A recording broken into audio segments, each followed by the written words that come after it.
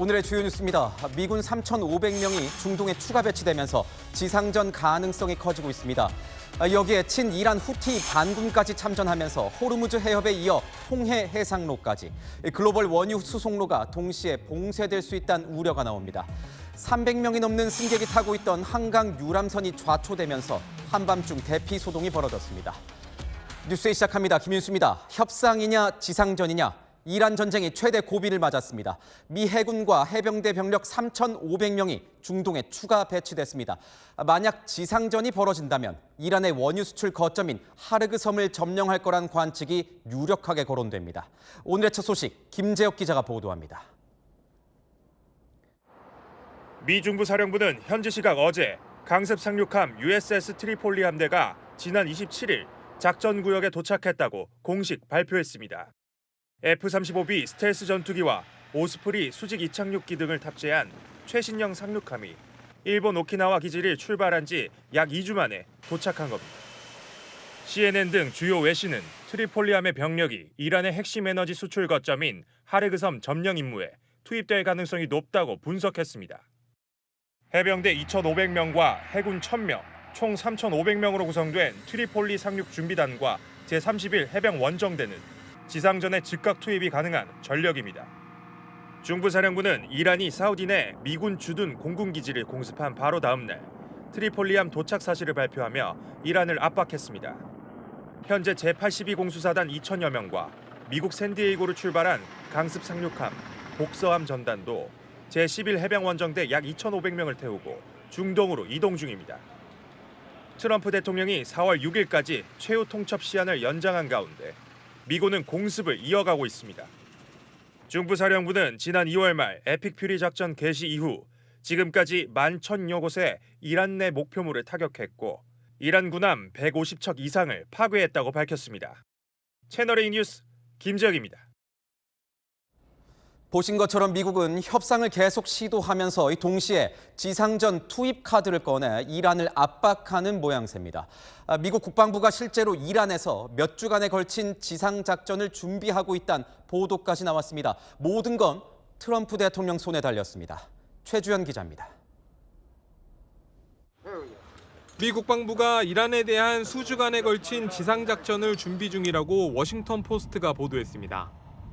워싱턴 포스트는 익명을 요구한 미 당국자들을 인용해 전면 침공 수준은 아니지만 특수부대와 보병이 혼합된 기습작전이 이뤄질 것이라고 밝혔습니다. 그러면서 미군 당국이 모의 전쟁을 치러봤고 지상전은 마지막 계획이 아닌 이란 정권을 혼란스럽게 만들어 협상 카드를 확보하기 위함이라고 덧붙였습니다. 다만 트럼프 대통령이 해당 계획을 승인할지 여부는 불분명합니다. 워싱턴 포스트는 캐롤라인 레빗 백악관 대변인이 성명을 통해 국방부가 최고 사령관인 대통령에게 최대한의 선택권을 준비해줘야 한다며 트럼프의 최종 판단은 아직임을 밝혔다고 설명했습니다. 한편 하루 전 제이디 벤스 미국 부통령은 목표 달성이 임박했다며 전쟁의 조기 종료 가능성을 언급했습니다. Well, the president said, look, we've accomplished the gross majority of our military objectives. I think you can make a good argument we've accomplished all of our military objectives. 확전과 종결 사이 엇갈린 신호 속에 미국과 이란 사이 군사적 긴장감의 수위는 더욱 높아지고 있습니다. 채널A 뉴스 최주현입니다. 친이란 진영도 결집하고 있습니다. 예멘의 후티 반군이 결국 참전했습니다. 이스라엘을 향해 하루 새 2번 미사일을 쏘며 공격에 가세했는데 더 큰 문제는 호르무즈 해협만큼이나 해상 요충지로 꼽히는 홍해마저 막힐 수 있다는 겁니다. 지금 상황에서 홍해까지 봉쇄된다면 세계 경제가 받을 충격은 상상하기조차 어렵습니다. 정성원 기자입니다. 예멘의 후티 반군이 이스라엘을 공격했다고 밝혔습니다. وذلك بدفعة من الصواريخ المجنحة والطائرات المسيرة والتي استهدفت عددا من الأهداف الحيوية والعسكرية للعدو الصهيوني جنوبي فلسطين المحتلة وقد تزامنت هذه العملية مع العمليات العسكرية التي ينفذها الإخوة المجاهدون في إيران وحزب الله في لبنان. CNN 등 외신은 이스라엘 소식통을 인용해 후티 반군이 현지 시각 28일 첫 번째 미사일 발사 후 몇 시간 만에 이스라엘을 향해 두 번째 미사일을 발사했다고 전했습니다. 이스라엘군은 후티 반군의 미사일과 드론을 요격했다고 발표했습니다. 예멘 북부와 수도를 장악한 후티 반군은 레바논 헤즈볼라, 이라크 시아파 민병대, 팔레스타인 하마스와 함께 이란의 지원을 받는 저항의 축입니다. 이란 전쟁 발발 이후 후티 반군이 공격에 나선 건 이번이 처음입니다. 후티 반군의 가세로 중동발 에너지 위기가 더 커질 수 있다는 관측이 나옵니다. 후티는 지난 2023년 이스라엘이 가자지구 하마스를 공격했을 때 앞바다인 홍해에 있는 서방 선박들을 공격해 보복한 바 있습니다.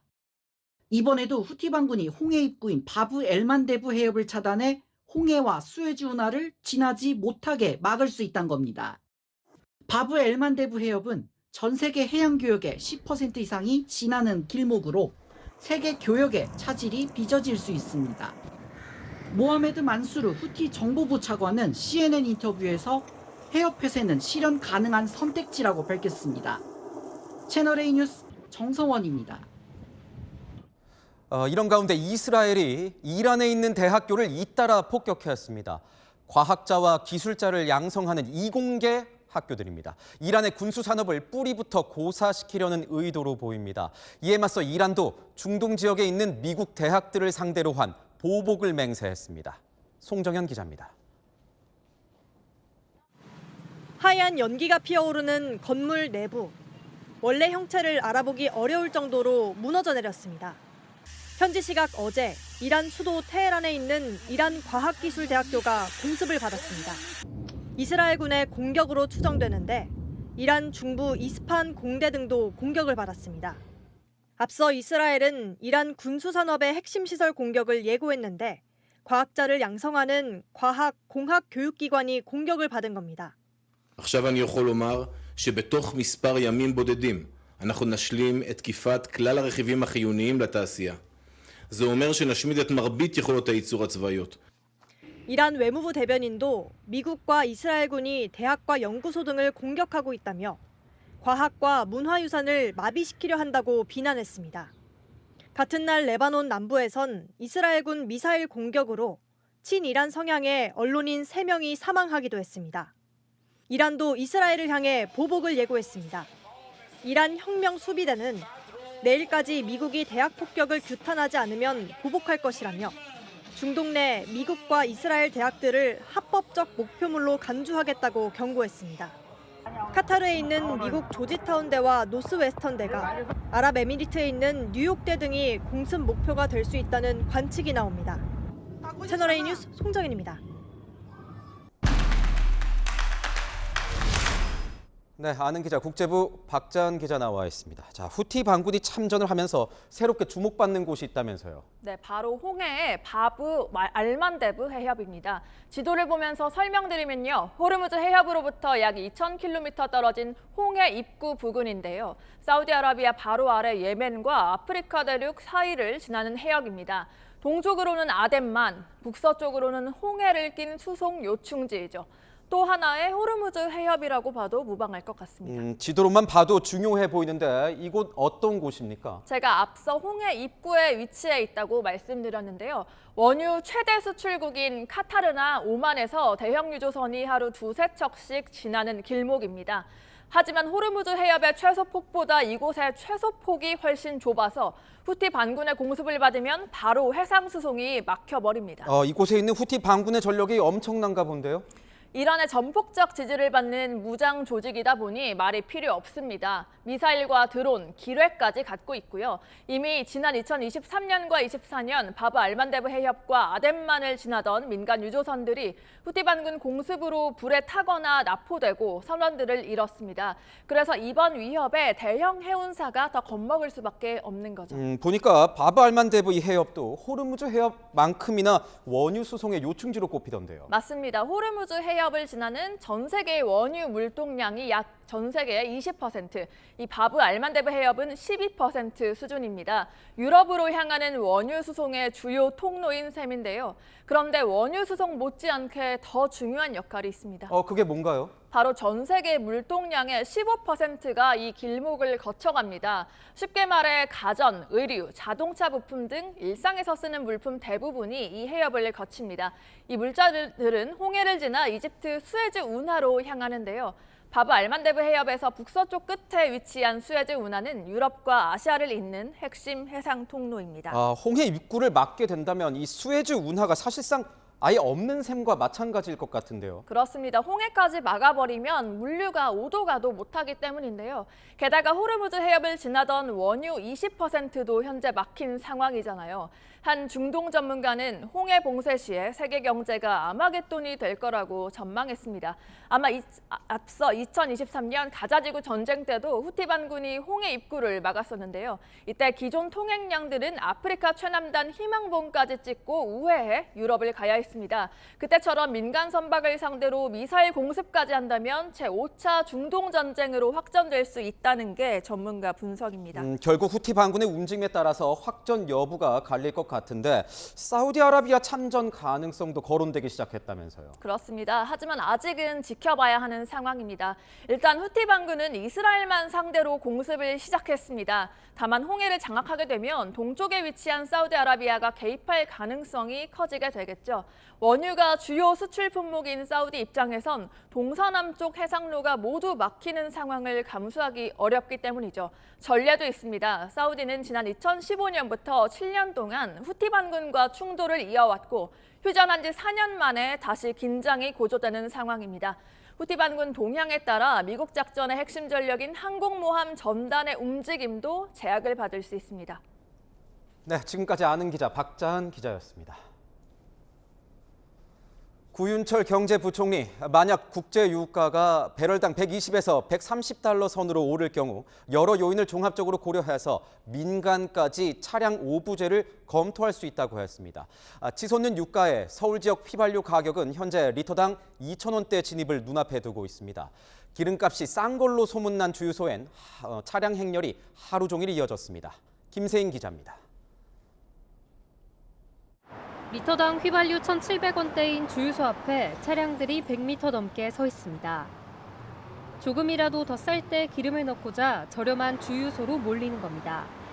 사실 뭐 좀 있기는 했는데 그래도 혹시 또 다음 주에 뭐 2,000원 넘어간다는 게 있어서 만땅 넣었습니다. 더 올라간다고 하니까 걱정이에요. 더 오르기 전에 계속 이렇게 가득가득 채우려고 하고 있습니다. 오늘 서울의 평균 휘발유 가격은 1,914원으로 2차 최고가격제 적용 3일 만에 1,900원대를 돌파했습니다. 2차 최고가격제 적용 첫날 이후 서울 평균 휘발유 값은 날마다 18원, 31원까지 올랐습니다. 수도권의 한 화물차 차고지에는 운행을 쉬는 화물차들이 빽빽히 주차돼 있습니다. 경유 역시 2차 최고가격 적용 이후 40원 오르면서 운행을 할수록 손해를 본다는 겁니다. 인천에서 뭐 서울 간다고 하면 예전에는 10만 원이면은 한 3-4번 정도 왔다 갔다 했었어. 10만 원이면. 근데 지금은 한 2번이나 2번 반 정도 갔다. 완전 남는 게 없습니다. 평일에도 한 반 정도 나가면은 많이 나간다고 봐야 돼요. 지금 뭐 운행 안 하는 분이 대부분이에요. 전국 휘발유 기준 지난 13일 1차 최고가격 1,724원 적용 이후 가장 저렴했던 평균 소비자 가격은 1,818원이었습니다. 2차 최고가격 1,934원도 마진이 붙으면 다음 주쯤 2,000원을 돌파할 걸로 전망되면서 시민들 부담은 불가피할 걸로 보입니다. 채널A 뉴스 김세인입니다. 여러분, 길거리에 걸려있는 현수막과 이란 전쟁이 연관이 있다는 거 혹시 아십니까? 현수막 만드는 재료에는 원유에서 나오는 나프타가 필수인데 최근 나프타 품귀 현상으로 현수막 제작에 비상이 걸렸습니다. 의료용 장갑도 마찬가지입니다. 김지윤 기자입니다. 현수막 업체 사무실에 접착 시트지, 원단들이 가득 차 있습니다. 모두 나프타를 원료로 만드는 재료들입니다. 중동 사태에 원료가 부족해지자 당장 4월부터 단가를 최대 40%까지 올리겠다는 공급업체 공문이 날아오면서 급히 쟁여놓은 겁니다. 이마저도 일주일밖에 못 버틸 분량입니다. 그래서 비축해주려고 전화해봤더니 거기서 하는 말이 쇼트가 났다. 당분간은 지금 공장도 생산이 안 돼서 수급이 어렵다. 주문이 안 들어올까 매출 걱정에 소비자 가격을 쉽게 올리지도 못합니다. 날씨가 따뜻해지니까 행사들이 좀 많아지고 6월 달에 선거철이 있어요. 바빠서 좋아야 되는데 약간 비용이 너무 비싸져서 대학병원에서 쓰는 고위험 약물 봉투나 의료용 장갑도 비상입니다. 감염에 취약한 병원에서 필수품인 물품들이 품귀라는 겁니다. 한 4월 달이라든지 이 정도는 충분히 이제 그걸 갖다 견딜 수 있는 이제 체력이 이제 되는데 그 이후에 이제 5월 달이라든지 6월 달이라든지 어떻게 상황이 어떻게 변동이 될지를 모르다 보니까 병원도 생명을 다루는 이런 이제 거기다 보니까 전쟁의 장기화가 당장 먹고 사는 문제를 위협하기 시작했다는 분석이 나옵니다. 채널A 뉴스 김지윤입니다. 어젯밤 서울 한강에서 운항 중이던 유람선이 강바닥에 걸려서 멈추는 사고가 발생했습니다. 300명이 넘는 승객들이 긴급 대피했습니다. 갑자기 수심이 얕아진 건지 아니면 이 항로를 이탈한 건지 정확한 사고 경위를 조사하고 있습니다. 홍란 기자입니다. 구명조끼를 입은 승객들이 소방대원 안내를 받아 배에서 내립니다. 어제 오후 8시 30분쯤 한강 반포대교 근처를 지나던 한강 유람선이 강바닥에 걸려 멈추면서 탑승객들이 대피하는 겁니다. 구조된 사람들의 표정을 보니까 엄청 심령 감소한 표정을 하고 있었던 것 같습니다.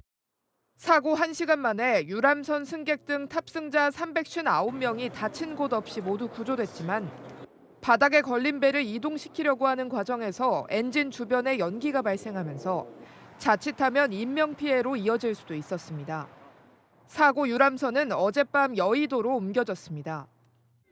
제 뒤로 예인된 사고 유람선이 보이는데요. 관계자들이 유람선 안쪽을 살펴보고 있습니다. 소방당국은 유람선이 수위가 낮은 곳에 진입했다가 배 밑바닥이 걸린 것으로 보고 있습니다. 사고 원인이 항로 이탈 때문인지를 두고 서울시와 운영사의 입장은 엇갈립니다. 서울시 관계자는 경찰 조사 결과를 봐야 한다면서도 현재로선 유람선이 항로를 이탈한 걸로 추정하고 있다고 밝혔습니다. 유람선의 좌초 지점이 항로에서 30m 이상 떨어져 있었던 걸로 파악됐다는 게 서울시 설명입니다. 반면 유람선 운영사 측 관계자는 수심이 낮아지고 토사가 밀려와 생긴 일이라며 항로 이탈은 아닌 것으로 안다고 말했습니다. 운영사 측은 선박 점검을 마칠 때까지 유람선 운영을 중단할 방침입니다. 채널A 뉴스 홍란입니다. 간혹 온라인상에 떠도는 영상들을 보면 출동한 경찰을 무시하거나 안하무인으로 구는 사람들 때문에 눈살이 찌푸려지곤 합니다. 이번에 전해드릴 소식도 비슷한데요. 술에 취한 남성이 경찰을 무시하고 계속 난동을 피우다가 결국 업어치기 한 방에 제압됐습니다. 김대욱 기자입니다. 늦은 밤 울산의 한 번화가. 시비가 붙은 시민들을 경찰관들이 말리고 있습니다. 경찰의 계속된 제지에도 술에 취한 20대 남성이 상의를 벗어던지고 상대에게 거칠게 달려듭니다. 남성의 상반신에는 문신이 그려져 있습니다. 경찰이 양팔을 붙잡아 보지만 침을 뱉고 주먹까지 휘두르며 난동이 이어집니다. 그 순간 한 경찰관이 남성을 업어치기로 제압합니다. 바닥에 넘어진 남성은 더 이상 저항하지 못합니다. 수차례 제지를 했거든요. 달려드는 거 보고. 양팔을 잡았는데도 뿌리치고 달려드는 상황에서는 그런 적절한 조치를 할 수밖에 없었거든요. 경찰은 난동을 부린 남성 등을 상대로 정확한 경위를 조사 중입니다. 숲을 사이로 대형 탱크로리가 옆으로 넘어져 있습니다. 운전석은 형체를 알아볼 수 없을 정도로 부서졌습니다. 오늘 오전 충남 논산시 연문아들목 인근에서 16톤 탱크로리가 전복됐습니다. 이 사고로 50대 운전자가 크게 다쳐 병원으로 옮겨졌습니다. 탱크로리에는 과산화수소가 실려 있었는데 다행히 유출되진 않았습니다. 경찰은 급커브 구간에서 차량 무게가 한쪽으로 쏠리면서 사고가 난 것으로 보고 있습니다. 지붕 위로 불길이 치솟고 시커먼 연기가 일대를 뒤덮었습니다. 오늘 새벽 충북 증평군의 한 자재 창고에서 불이 나 1시간 만에 꺼졌습니다. 불은 창고역 옆 차량에서 시작돼 옮겨 붙으면서 발생한 것으로 전해졌습니다. 60대 운전자는 연기 흡입 등으로 병원에서 치료를 받고 있습니다. 채널A 뉴스 김대욱입니다.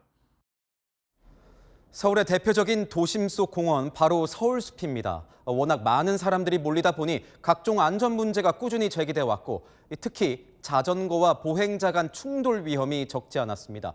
그래서 최근에 자전거 탑승이 전면 제한됐는데요. 과연 현장의 반응은 어땠을까요? 광민경 기자가 취재했습니다. 서울숲 공원 보행로 곳곳에서 자전거를 타는 사람들이 보입니다. 좁은 길목에서 보행자를 피해 요리조리 고개하듯 주행을 하고 보행자 사이에서 아슬아슬하게 달리다가 간신히 충돌을 피합니다. 제때 속도를 줄이지 못해 앞사람과 부딪힐 뻔한 급정거 상황도 보입니다.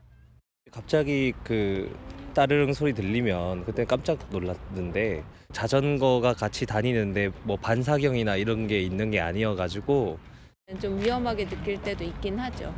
실제로 저희 어머니가 공원에서 자전거랑 한번 부딪힌 적도 있으셔가지고 자전거 때문에 보행자 안전이 위협받자 서울숲은 지난 26일부터 보행자 전용으로 바뀌었습니다. 서울숲 공원 내에선 자전거를 타고 달리는 건 금지입니다. 이렇게 끌고 이동하는 것만 가능합니다. 서울숲 내에서도 한강공원과 연결된 뚝섬공원은 도로가 상대적으로 넓어 자전거 통행이 가능합니다. 자전거 이용자 중에는 통행 제한을 몰랐다거나 너무 일방적 조치라는 목소리도 나옵니다. 저는 잘 몰라가지고 오늘 와서 그 이야기 들어가지고요. 나간다고. 걸으려면 없이 힘들잖아. 너무 넓으니까. 자전거로 가서 세워놓고 이제 보행하고 이러면 좋은데. 서울시는 다음 달까지 계도 기간을 거친 뒤 5월부터 자전거 통행 시 3만 원 이상 과태료를 부과할 방침입니다. 채널A 뉴스 광민경입니다. 오늘도 미세먼지가 조금 있긴 했지만 그래도 따뜻했습니다. 낮 기온이 20도 안팎으로 올랐는데요. 이 정도면 계절이 한 달쯤 앞서가는 수준이라고 합니다. 개나리와 함께 이 벚꽃까지 꽃망울을 일찌감치 터뜨리면서 봄 기운이 물씬 풍겼습니다. 김동하 기자가 취재했습니다. 석촌호수를 따라 난 산책로가 분홍색 벚꽃으로 물들었습니다. 따스한 봄 날씨에 벚나무 밑은 꽃 구경 나온 시민들로 북적입니다. 날씨가 너무 따뜻해져서 벚꽃도 빨리 볼 수 있고 너무 좋은 것 같아요. 꽃봉오리가 벌어진 벚꽃 주변으로는 노란 개나리도 만개했습니다.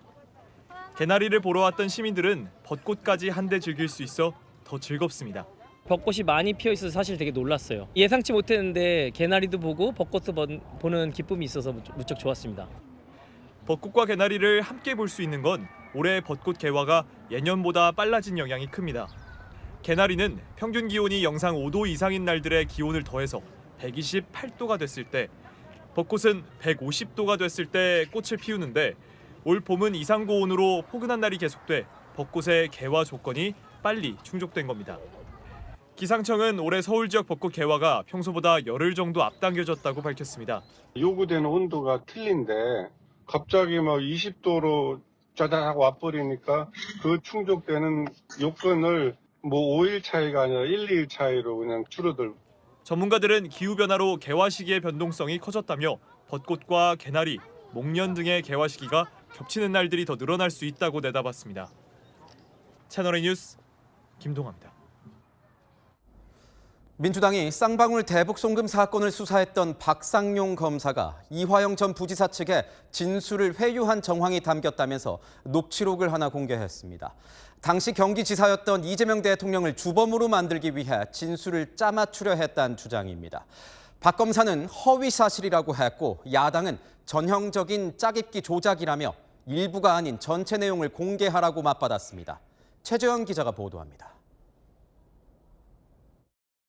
실제로 이재명 씨가 완전히 주범이 되고 이 사람이 종범이 되는 식의 자백이 있어야 저희가 그걸 할 수가 있고. 더불어민주당은 오늘 대북 송금 사건 수사 당시 담당 검사인 박상용 검사와 이화영 전 경기도 평화부지사 측 통화 내용을 공개하며 결론이 정해져 있던 것이라고 주장했습니다. 이재명 대표를 해할 수 있는 진술을 해주면 진행 중인 뇌물 사건에서 무죄를 받을 수 있도록 도와주고 당시 박 검사가 추가 당근을 제공하며 이전 부지사 설득을 부탁해왔다는 주장입니다. 그다음에 저 공익제보자니 이런 것들도 저희가 다 해볼 수가 있고 그다음에 보석으로 나가는 거라든지 일단은 알겠습니다. 지금 추가 수사들은 제가 다 못하게 하고 있습니다. 박 검사와 당시 수사팀은 즉각 반박했습니다. 오히려 이전 부지사 측 서 변호사가 제안해 내가 안 된다고 했던 이야기지 않느냐는 주장입니다. 나경원 국민의힘 의원 또한 앞뒤 문맥은 잘라버리고 입맛에 맞는 말만 교묘하게 붙인 짜깁기 조작으로 보인다며 전체 녹취를 공개 요구했습니다. 민주당 국정조사특위는 이재명 대통령을 제거하기 위해 결론을 먼저 쓰고 진술을 꿰맞춘 조작 기소라면서 다음 달 9일 회유 장소로 지목된 수원지검 사무실을 현장 조사하기로 했습니다. 14일에는 박 검사를 국회로 불러 청문회를 열 예정입니다.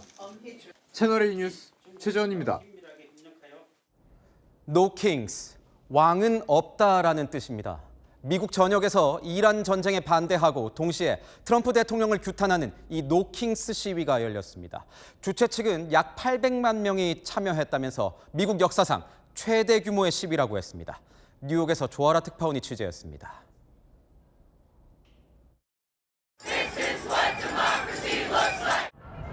뉴욕 맨해튼 한복판에 미국 헌법 서문 첫 문장 We the people, 즉 국민 주권을 강조한 대형 현수막이 펼쳐졌습니다. 쇠고랑을 찬 트럼프 풍자 인형도 등장했습니다. 뉴욕, 워싱턴, DC를 비롯한 미국 전역과 해외 주요 도시 등 3,300여 곳에서 트럼프 행정부에 반대하는 왕은 없다, 노킹스 시위가 열렸습니다.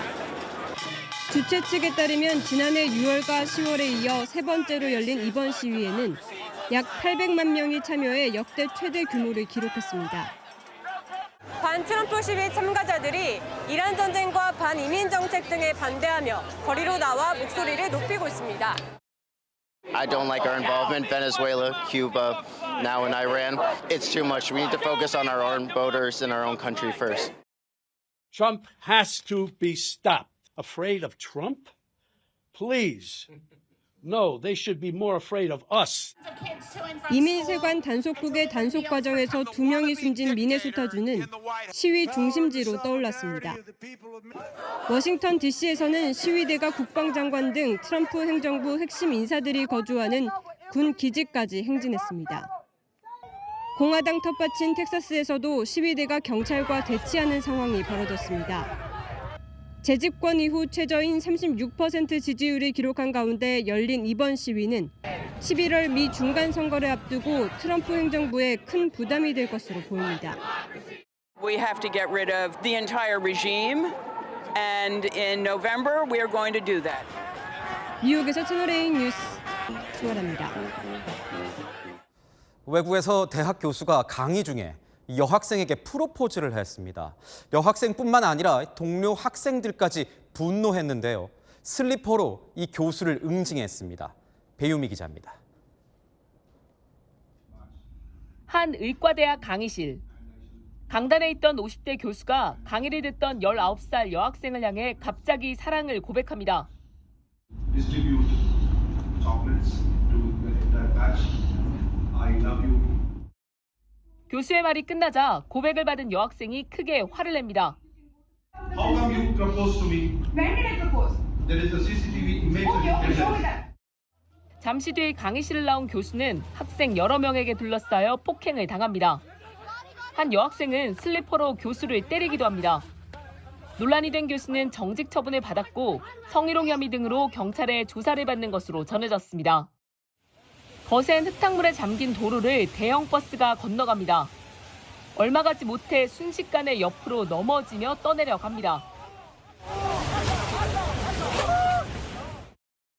흙탕물을 뒤집어 쓴 사람들이 넘어진 버스 위로 올라가 창문을 깨고 승객들 구조에 나섭니다. 버스 승객들의 구조 여부는 정확히 알려지지 않고 있습니다. 지난 27일부터 아프가니스탄 전역에는 폭우가 쏟아지면서 최소 5명이 숨지고 6명이 다친 걸로 집계됐습니다. 건물 외벽 곳곳에 시커먼 벌레들이 들러붙었습니다. 메뚜기입니다. 메뚜기 떼가 미국 라스베이거스 도심을 덮쳤습니다. 지난달부터 미국 서부에 유례없는 폭염이 이어지면서 메뚜기떼가 발생한 걸로 관측되고 있습니다. 지난 2019년 7월에도 폭우와 높은 기온으로 수천만 마리의 메뚜기떼가 나타나 라스베이거스의 카지노와 호텔 밀집 지역을 점령하기도 했습니다. 채널A 뉴스 배유미입니다. 이재명 대통령이 오늘 제주도를 방문해서 제주 4.3 희생자 유족들을 만났습니다. 이 대통령은 국가가 저지른 폭력 범죄에 대해선 독일이 나치 전범을 처벌하는 것처럼 영구적으로 책임지도록 만들겠다고 밝혔습니다. 이상원 기자가 보도합니다. 도택누님이 이 국가에서 뭐 해주니까 아버지 코 놓고 코를 놔주고 하니까는 진짜 행복하고 감사하다고 생각합니다. 너무 감사합니다. 제주도를 직접 방문해 4.3 사건 희생자 유족들과 오찬을 한 이재명 대통령. 국가폭력의 재발을 막아야 한다며 민영사 시효 폐지를 강조합니다. 영구적으로 대한민국에서는 국가폭력으로 국민들이 희생되는 일이 없도록 그런 일이 생기면 나치 전범 처벌과 같이 영구적으로 책임지도록 반드시 만들어 놓겠습니다.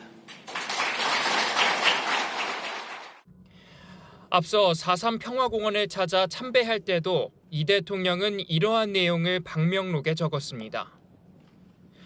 현재 피해자 본인은 민사상 소멸시효가 적용되지 않지만 유족의 경우 피해 사실이나 가해자를 안 날로부터 5년 안에만 손해배상을 청구할 수 있습니다. 청와대 관계자는 법 개정을 통해 유족 후손도 언제든지 손해배상 청구를 할 수 있게 하자는 취지라고 설명했습니다. 이 대통령은 자신의 SNS에 경찰이 과거 고문 등의 공로로 포상을 받은 관계자들의 서운 취소에 나선 것을 두고 만시지탄이나 당연한 조치라고 했습니다. 경찰은 1945년 창설 이래 경찰관들이 받은 포상과 표창 7만여 개에 대해 공적 전수조사에 나섭니다. 채널A 뉴스 이상원입니다. 북한이 미국까지 쏠 수 있는 대륙간 탄도미사일 ICBM에 탑재하는 신형 엔진 시험을 공개했습니다. 이번엔 엔진의 추진력을 대폭 늘렸다면서 김정은이 직접 자랑까지 했습니다. 북한은 이란과 다르다는 걸 미국에 보여주려 했다는 분석입니다. 이현재 기자입니다. 김정은 북한 국무위원장이 산 중턱에서 뿜어져 나오는 불길을 바라봅니다. ICBM, 대륙간 탄도미사일에 탑재할 수 있는 탄소섬유 고체 연료 엔진 분출 시험을 참관한 겁니다. 가벼우면서도 열에 강한 탄소섬유를 이용하면 미사일 무게를 줄일 수 있습니다. 핵탄두를 여러 발 실어 동시에 여러 지역을 공격할 수 있는 겁니다. 지난해 9월 시험 대비 출력이 26% 정도 상승했는데 이 또한 이러한 다탄두를 염두한 것으로 보입니다. 탄도미사일 방어는 확률의 싸움이지 않습니까? 그러니까 한 발이라도 그 요격을 못하고 목표에 명중하면 상당히 위협적일 수밖에 없죠.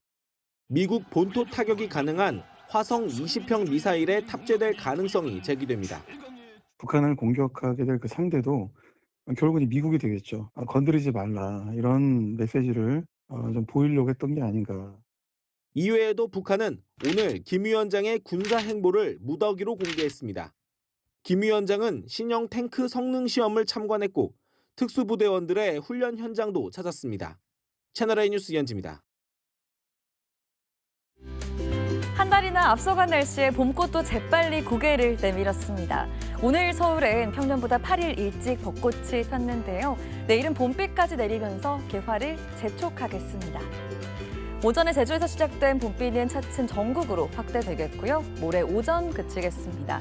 이번 비는 남쪽 지역을 중심으로 강하게 내릴 것으로 보입니다. 제주에 100mm 이상, 남해안에 60mm 이상 내리겠고 충청과 경북의 많게는 30mm, 서울에는 10mm가 예상됩니다.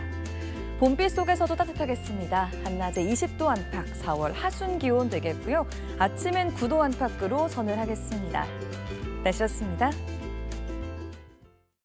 뉴스의 마칩니다. 시청해주신 여러분 고맙습니다.